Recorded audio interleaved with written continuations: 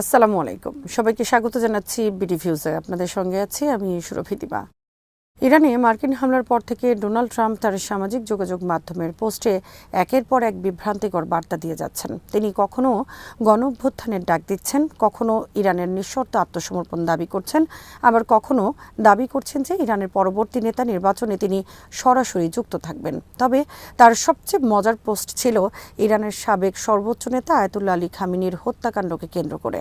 Trump একে ইরানি জনগণের জন্য দেশ ফিরে পাওয়ার বড় সুযোগ হিসেবে অভিহিত করেন, কিন্তু ইরানি জনগণ সেই সুযোগ গ্রহণ করেনি। উল্টো বোমা হামলার মধ্যেই তারা রাস্তায় নেমে খামেনির জন্য শোক প্রকাশ করেছেন।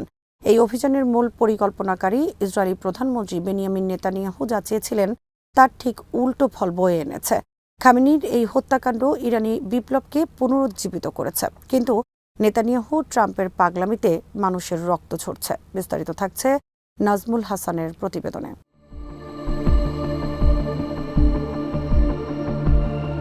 আলী খামেনি ছিলেন একজন বাস্তববাদী নেতা। তার শাসনামলে ইরানের শীর্ষ জেনারেল এবং পরমাণু বিজ্ঞানীদের ধারাবাহিক হত্যা করা হলেও সরাসরি কোনো বদলা নেওয়া হয়নি। আবার যখন নিয়েছে সেটা ছিল অত্যন্ত সুপরিকল্পিত এবং ঘটনাটি সেখানেই শেষ করা হয়েছে।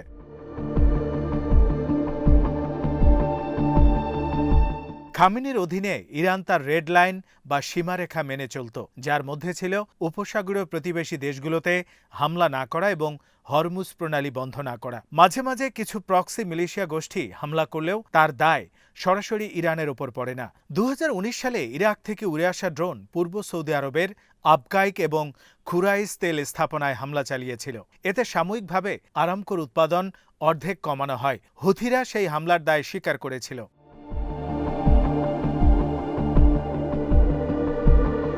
জেনারেল কাসেম সোলাইমানি ও হামাস নেতা ইসমাইল হানিয়া নিহত হওয়ার পরও উপসাগরীয় দেশগুলোতে কোনো হামলা হয়নি। এমনকি গত বছরের 12 দিনের যুদ্ধে ইসরায়েলের হাতে বেশ কয়েকজন সিনিয়র সামরিক কমান্ডার নিহত হওয়ার পরও প্রতিবেশী দেশে আক্রমণ হয়নি।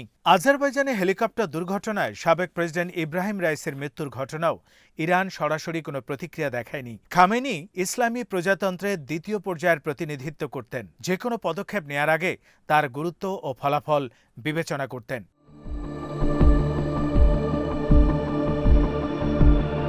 তিনি ঝুঁকি বিবেচনা করতেন এবং সেই অনুযায়ী কাজ করতেন। সোলাইমানি হত্যার জবাবে ইরাকের দুটি মার্কিন ঘাঁটিতে ক্ষেপণাস্ত্র হামলা চালিয়েছিল ইরান। এর আগে ইরাক সরকারকে জানিয়ে দিয়েছিল ঘাঁটিগুলোতে হামলা হতে যাচ্ছে। 2023 সালের 7 অক্টোবর ইসরায়েলে হামাসের হামলার পর হিজবুল্লাহ এবং ইরান উভয় সরাসরি হামাসের সাথে যুদ্ধে যোগ দিতে অস্বীকার করেছিল।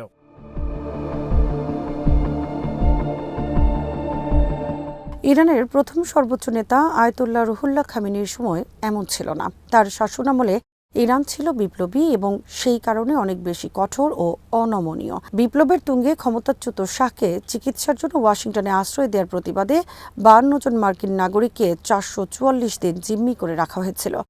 আমেরিকা ও ইউরোপের সমর্থন পুষ্ট এবং উপসাগরীয় দেশগুলোর অর্থায়নে সাদ্দাম হোসেন যখন ইরান আক্রমণ করে তখন খোমেনি ইরানকে রক্ষার জন্য নিয়মিত সেনাবাহিনীর উপর নির্ভর করেননি।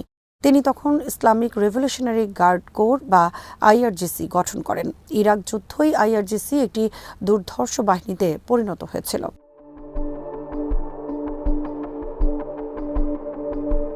আলী খামেনির মৃত্যু সম্ভবত পরিস্থিতি বদলে দিয়েছে।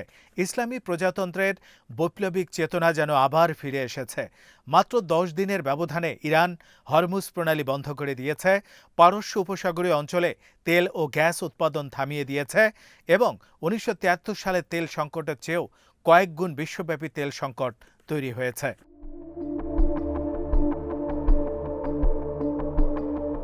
উপসাগরীয় নৌপথ রক্ষার মার্কিন হুমকি উপহাসে পরিণত হয়েছে।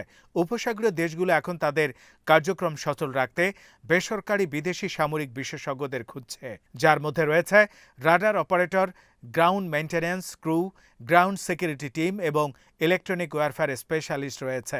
এমনকি তারা পাইলটও খুঁজছে।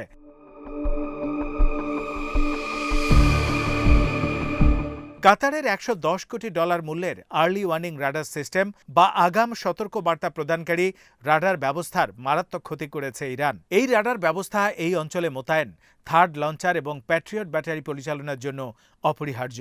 যুক্তরাষ্ট্র এখন দক্ষিণ কোরিয়ায় স্থাপিত তাদের প্যাট্রিয়ট সিস্টেমের যন্ত্রাংশ খুলে এনে এই অঞ্চলের ক্ষতিগ্রস্ত সিস্টেমগুলো মেরামতের চেষ্টা করছে।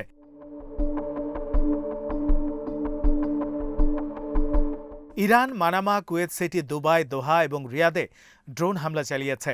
এর ফলে উপসাগরীয় অঞ্চলের সমস্ত বিমান চলাচল প্রায় বন্ধ হয়ে গেছে। সাইপ্রাস সহ এই অঞ্চলের 14টি দেশ এই যুদ্ধে জড়িয়ে পড়েছে। পাশাপাশি নরওয়ে, যুক্তরাজ্য এবং ফ্রান্সের মতো 3টি ইউরোপীয় শক্তিও আক্রান্ত হয়েছে, যাদের বিমান ঘাঁটি বা দূতাবাসে হামলা চালানো হয়েছে।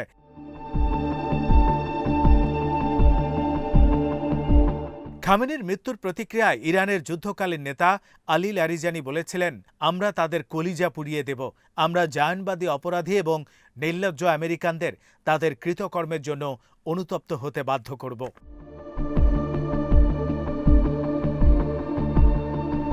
মার্কিন বোমাবর্ষণ ইরানকে আরও ঐক্যবদ্ধ করেছে বলে মনে হচ্ছে। খামেনির ছেলে মোস্তাবাকে তার উত্তরসূরি হিসেবে নিয়োগ দেওয়ার খবরে উল্লাস করতে হাজার হাজার মানুষ রাস্তায় নেমে আসে। মধ্যরাত পর্যন্ত তারা সেখানে অবস্থান করে।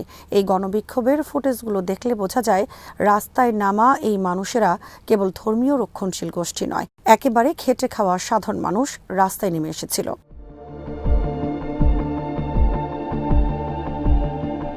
মুস্তফা সেই ব্যক্তি যাকে নেতা হিসেবে নির্বাচন না করার জন্য ট্রাম্প ইরানিদের সতর্ক বার্তা দিয়েছিলেন।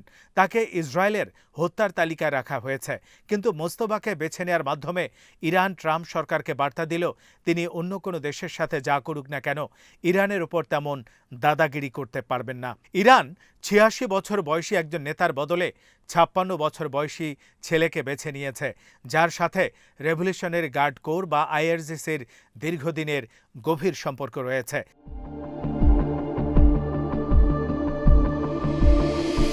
আইআরজিসির সাথে যুক্ত একটি স্বেচ্ছাসেবী দল হাবিব ইবনে মাজাহির ব্যাটালিয়ন এই দায়িত্ব পালনের সুবাদে মোস্তফা ইরানের নিরাপত্তা ও গোয়েন্দা সংস্থার শীর্ষ পর্যায়ের ব্যক্তিদের সাথে সুসম্পর্ক গড়ে তোলেন, যার মধ্যে আইআরজিসির গোয়েন্দা সংস্থার ভবিষ্যৎ প্রধান হোসেন তায়েব রয়েছেন। ট্রাম্পের ছেলেদের মতো মোস্তফা কোনো নাম সর্বস্ব ব্যক্তি নন। তিনি তার দেশের নিরাপত্তা ব্যবস্থার সাথে গভীরভাবে সম্পৃক্ত।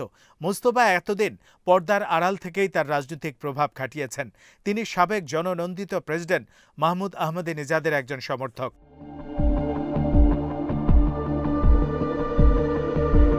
হামলার 10 দিন পর ইরান এই যুদ্ধকে কেবল একটি আঞ্চলিক সংকট নয়, বরং একটি বৈশ্বিক জ্বালানি সংকটে পরিণত করেছে।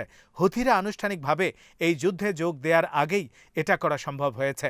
লোহিত সাগরের প্রবেশপথে বাব আল মান্দেব প্রণালী দিয়ে আন্তর্জাতিক নৌ চলাচল বন্ধ করে দেওয়ার ক্ষমতা রয়েছে হুথিদের। তারা এখনও সেই ক্ষমতা দেখায়নি।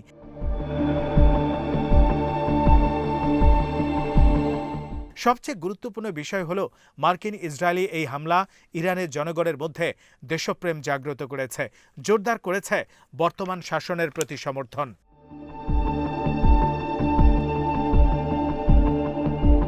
আব্দুল করিম সোরস একজন প্রখ্যাত ইরানি দার্শনিক এবং বুদ্ধিজীবী। তিনি ১৯৭৯ সালের ইসলামী বিপ্লবের শুরুর দিকের সমর্থক ছিলেন। পরবর্তীতে এর কঠোর সমালোচকে পরিণত হন। তিনি যুক্তি দিয়েছিলেন যে ইসলামী আইন অপরিবর্তনীয় নয়, বরং এটি ব্যাখ্যার উপর নির্ভরশীল। এমন অবস্থানের কারণে তাকে ইরান থেকে নির্বাসিত হতে হয়েছিল।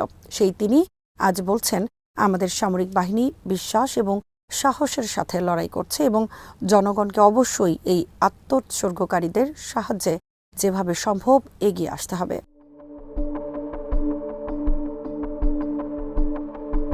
ট্রাম্প এখন পরিস্থিতি সামাল দেওয়ার ব্যর্থ চেষ্টা করছেন। তিনি ইরানি কুর্দি গোষ্ঠীগুলোকে যুদ্ধে ব্যবহারের কথা ভাবছিলেন। বাস্তবতা হলো সেখানে 5টি ভিন্ন ভিন্ন ইরানি কুর্দি গোষ্ঠী রয়েছে। বাগদাদ এবং আঙ্কারা উভয়ে এই পরিকল্পনার ঘোর বিরোধী।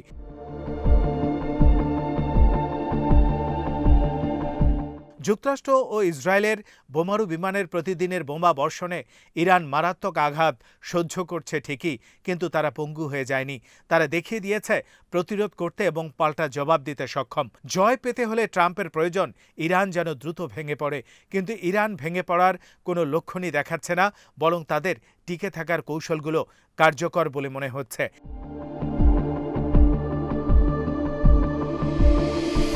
ইতিমধ্যেই এই যুদ্ধ শেষ করার একটি সময়সীমা নির্ধারণের জন্য চাপ বাড়ছে। এই যুদ্ধ শেষ পর্যন্ত চালিয়ে নিতে হলে আন্তর্জাতিক নৌপথ রক্ষার জন্য যুক্তরাষ্ট্রকে একটি বা সম্ভবত দুটি গুরুত্বপূর্ণ প্রণালী দখল করতে হবে। কেবল স্থলসেনা মোতায়েন করলেই তা হতে পারে, যার কোনোটাই দ্রুত করা সম্ভব নয়। ট্রাম্পের অহংকার আর নেতানিয়াহুর অলীক স্বপ্নের জন্য এই অঞ্চলকে আজ এই রক্তের মূল্য দিতে হচ্ছে। ট্রাম্প এবং নেতানিয়াহু বর্তমানে এই গ্রহের সবচেয়ে বিপজ্জনক দুই ব্যক্তি।